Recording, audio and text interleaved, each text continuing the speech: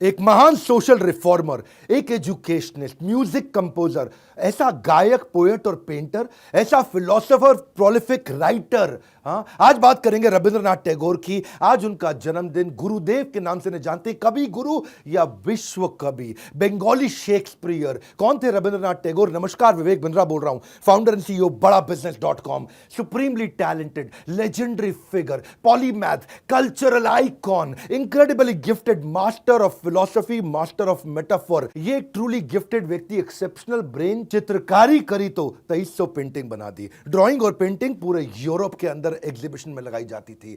ये जबकि off beat strange colour लगाते थे तो लोगों को पता चला इनको लाल और हरे कलर में अंतर नजर नहीं आता, कलर ब्लाइंड थे। जब कहानियां लिखी तो ऐसी कहानियां लिखी कि आज भी उनके नॉवेल से इंस्पायर होकर के बॉलीवुड मूवीज बनाता है। ट्रैवलिंग का शौक था, अपने समय में 35 कंट्री घूम करके आ गए। भाई साहब, उस समय 35 कंट्री बोल रहे हैं आपको, घूमना कठिन हुआ करता था। 7 मई 1861, आज ही के दिन 161 साल पहले रविंद्रनाथ टैगोर का जन्म हुआ था। रिच रूट्स, हाईली इंटेलेक्चुअल परिवार। ऐसा परिवार देश में 10 परिवार रहे होंगे शायद उस समय ऐसे। इतनी वेल ऑफ ठाकुर फैमिली में इनका जन्म हुआ था।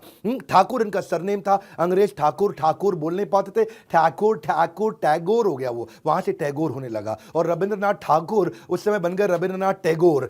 ये क्योंकि बहुत अमीर परिवार से थे, इनको नौकर चाकर ने पाल के बड़ा किया, इसलिए उसको बोलते थे, रेस्ड बाय सर्वेंट्स को बोलते थे सर्वोक्रेसी, यानी कि रूल्स ऑफ द सर्वेंट। इनके जो दादाजी थे ना, द्वारकानाथ टैगोर। द्वारकानाथ टैगोर कौन थे? ये बड़े बिजनेस ओरिएंटेड थे। ये उस समय भारत के सबसे अमीर 2-3-4 लोगों में से थे। Banking, insurance, coal mining, silk, इनके बड़े बिजनेसेस थे। राजा राम मोहन रॉय के ये मित्र हुआ करते थे।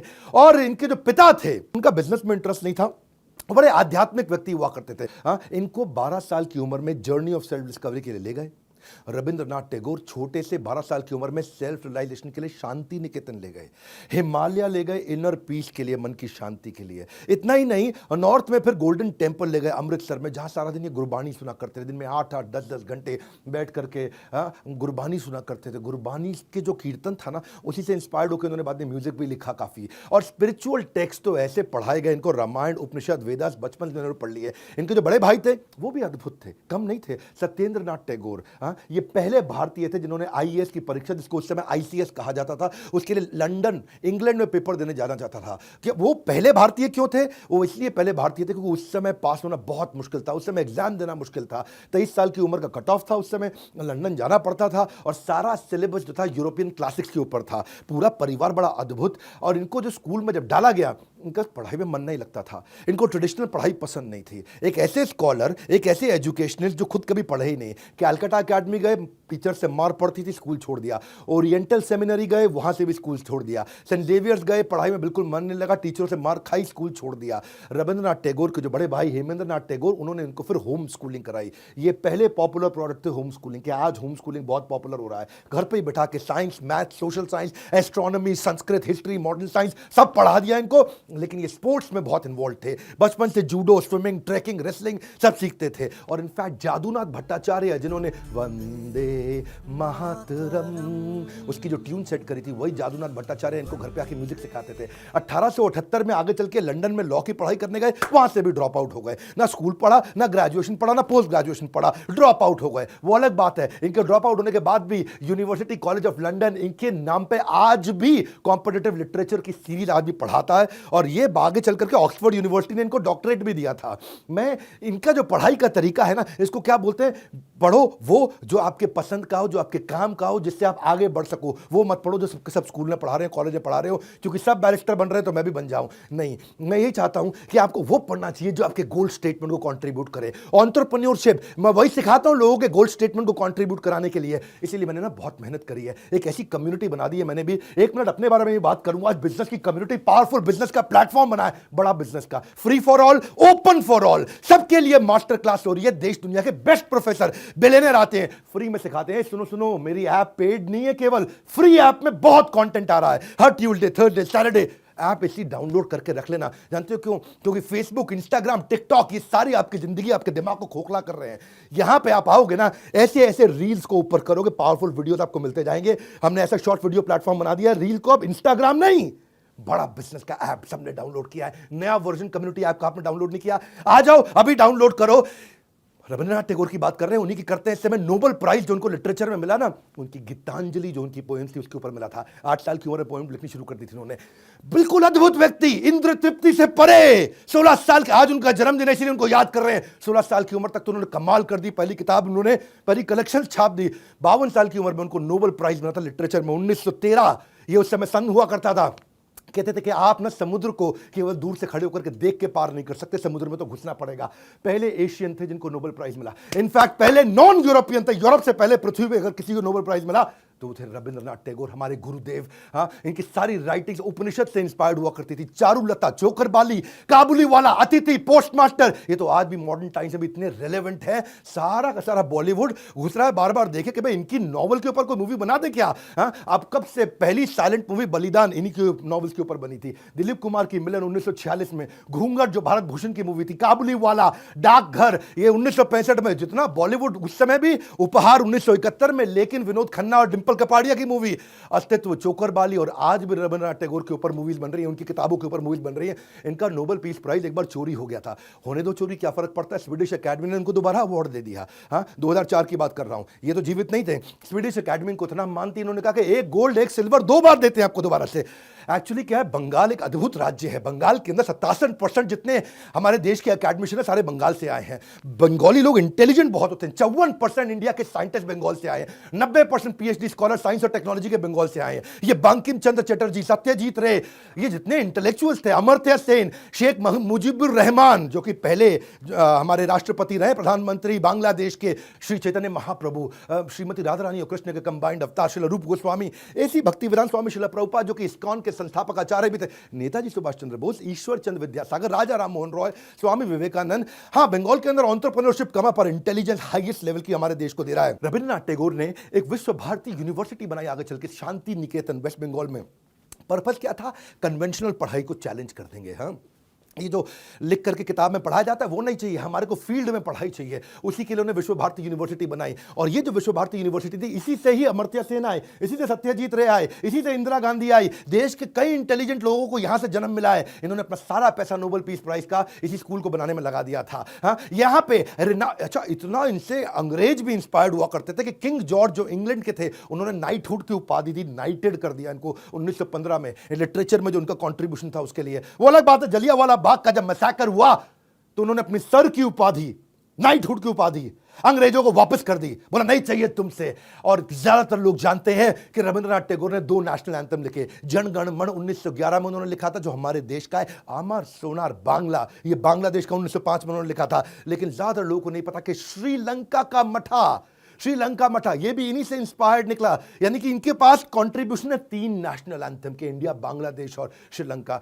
जब गाने लिखे तो 2232 लिख दिए, और ऐसे लिख दिए कि पूरा का पूरा Hindustani classical music, Gurbani, inherent folk music of Bengal सब अंदर डाल दिया इन्होंने।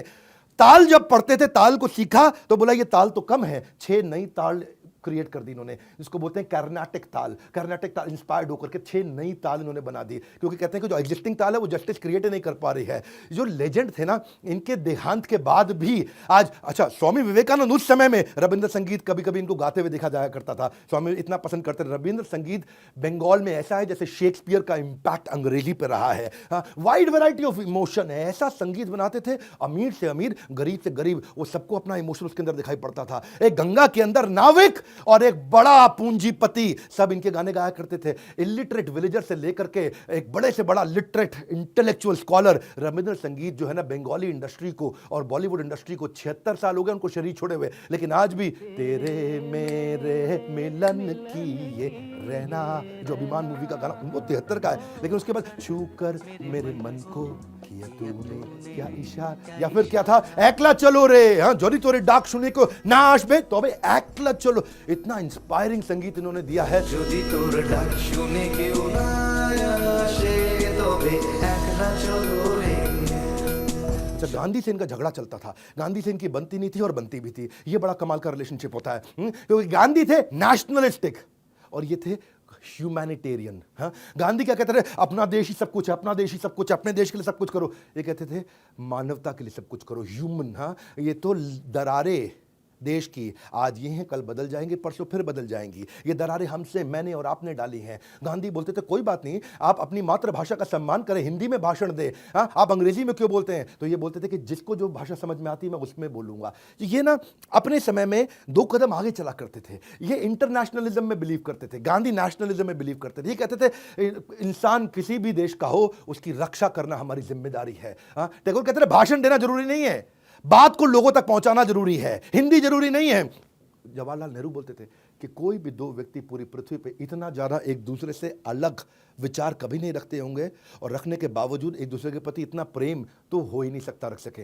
हाँ, ऐसे ही रविंद्रनाथ टैगोर बोलते थे कि friendship between us is richer because of the intellectual differences between us. हाँ, हम दोनों में वैचारिक मतभेद है, लेकिन एक दूसरे के प्रति सम्मान की कोई कमी नहीं है। गांधी बोलते थे चरखा चलाओ, अपना कपड़ा खुद बनाओ। ये बोलते थे हर आदमी चरखा चलाएगा तो देश आगे कैसे बढ़ेगा। इन्होंने किताब लिख डाली द कल्ट ऑफ चरखा, चरखे के नुकसान। ये बोलते थे चरखा महंगा पड़ता है, विदेशी कपड़े सस्ते पड़ते हैं, वो भी ले लो।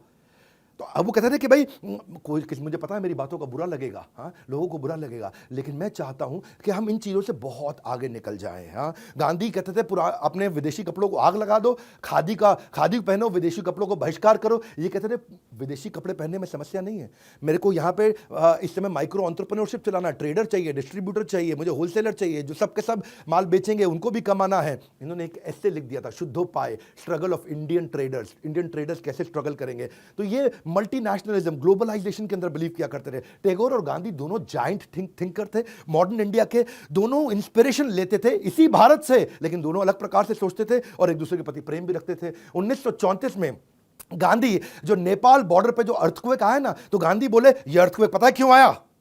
ये अर्थक्वेक इसलिए आया क्योंकि आप जात पात का, अछूत का भेदभाव करते हैं, इसलिए देवी शक्ति नाराज हो गई है, इसलिए अर्थक्वेक आया।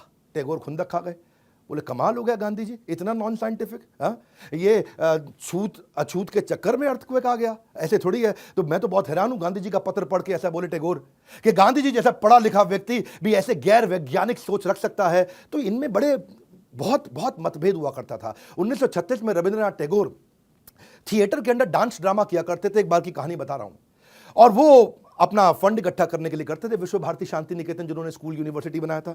गांधी एक बार धर्मपत्नी के साथ गुरुदेव का वो नाटक ड्रामा देखने के लिए कोलकाता में गए, और गांधी वहां बैठकर के सामने देखे ड्रामा नाटक बहुत अच्छा, लेकिन उन्होंने उनको बोला कि यार तुम्हारी उम्र 75 साल हो गई, तुम इस उम्र में क्यों इतना मेहनत करते हो, नाटक ड्रामा एक्टिंग लेखन ये सब क्यों करते हो? अब आराम करो, अपने जीवन में 75 साल के हो चुके हो। हाँ, तो उस पर उन्होंने जवाब दिया कि नहीं, मुझको पैसे की ज़रूरत है, मैं फंड रेज कर रहा हूँ, मुझे ये शांति निकेतन को बड़ा करना है, मुझे स्कूल की पढ़ाई के तरीकों को बदलना है। तो गांधी ने बोला कोई बात नहीं, ये सब मत करो। गांधी ने अपने कई इनके फॉलोअर्स हुआ करते थे, उसमें एक अंग्रेज बिजनेसमैन फॉलोअर, उसको बोल के इनको 60,000 रुपये का डोनेशन दिलाया, और फिर इन्होंने अपना स्कूल चलाया। तो गांधी और टैगोर आपस में एक दूसरे के खिलाफ थे, पर जब मदद करने की बारी आती थी तो हमेशा एक साथ थे। और गांधी को महात्मा टाइटल भी इन्होंने दिया, और इनफैक्ट देश नायक का भी टाइटल जो नेताजी सुभाष चंद्र बोस को, वो भी टैगोर ने दिया, और वाइस वर्सा गांधी भी इनको गुरुदेव कह के बुलाया करते थे। हाँ, कई ऑनर्स हुए इनके नाम पे। हाँ, आज भी गॉर्डन स्क्वायर लंदन के अंदर प्रिंस चार्ल्स की 150वीं इनकी अपनी बर्थ एनिवर्सरी पे इनका स्टैचू बनाया गया। इजराइल ने टेल अवीव के अंदर एक सड़क इनके नाम पर रख दी, जिसका नाम रखा उन्होंने रेहॉव स्ट्रीट, मतलब एक ऐसा टेल अवीव के अंदर सड़क बना दी इनके नाम की। हाँ, रविंद्र सेतु कोलकाता में, इतना कुछ है इनके नाम पे। श्रीलंका के अंदर एक बहुत बड़ा मेमोरियल ऑडिटोरियम है इनके नाम पे। विश्व कवि रविंद्रनाथ टैगोर बांग्लादेश में इनके नाम पे सैकड़ों अवार्ड्स भी हैं। Rabindranath Tagore literacy prize, literary prize, Tagore Ratna, कई तरह के अवार्ड हैं। यूनिवर्सिटीज, बांग्लादेश की रविंद्र यूनिवर्सिटी, रविंद्र मैत्री यूनिवर्सिटी, या मॉरिशस की रविंद्रनाथ टैगोर स्कूल यूनिवर्सिटी, ये सब कुछ इन्हीं के नाम पे बनाए गए हैं। इनफैक्ट पोर्ट ब्लेयर के अंदर भी टैगोर गवर्नमेंट कॉलेज इनके नाम पे है। और इनके बारे में अगर मैं सब कुछ एक वीडियो में बता दूं तो ऐसा है कि पूरे के पूरे संसार को एक बोतल में डाल देना, पूरा संसार एक बोतल में आ नहीं सकता है। रविंद्रनाथ टैगोर ऐसे महान व्यक्ति कई सदियों में एक बार आते हैं, और यही मेरा प्रयास रहता है आपको वो पावरफुल कंटेंट लाके देना, छोटे वीडियो के अंदर सॉलिड कंटेंट। इनफैक्ट छोटे वीडियो के अंदर